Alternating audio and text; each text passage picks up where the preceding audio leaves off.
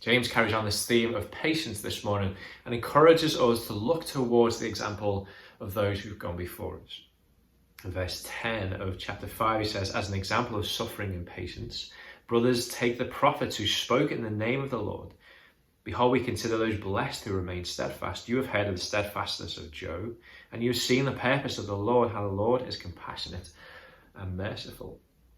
James is saying that we can wait with patience as we wait for Jesus to return. And oftentimes we need to wait while we suffer.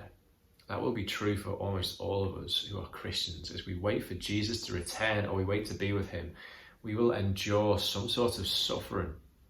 And we can do that with patience, endurance, and steadfastness. He says, look to the example of Job. Job, more than anyone in the Bible apart from Jesus, suffered. Yet he was steadfast. He remained devoted to God.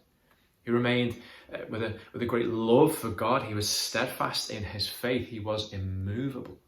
And James says we should be the same. And we can be the same because we see that actually our suffering is not in vain. God is at work in our suffering. God is at work to show those around us his compassion and mercy, he says in verse 11.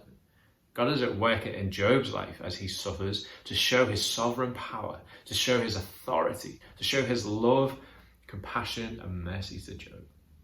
And so as we suffer, as we wait, we can suffer knowing that we are not alone, that God is with us, and we can suffer with hope, knowing that he is doing a great work to show his character, to show more of his character to those around us who are watching us as we suffer with hope, suffer with steadfastness, suffer knowing that God is at work for our good, for the good of those around us, and for his glory.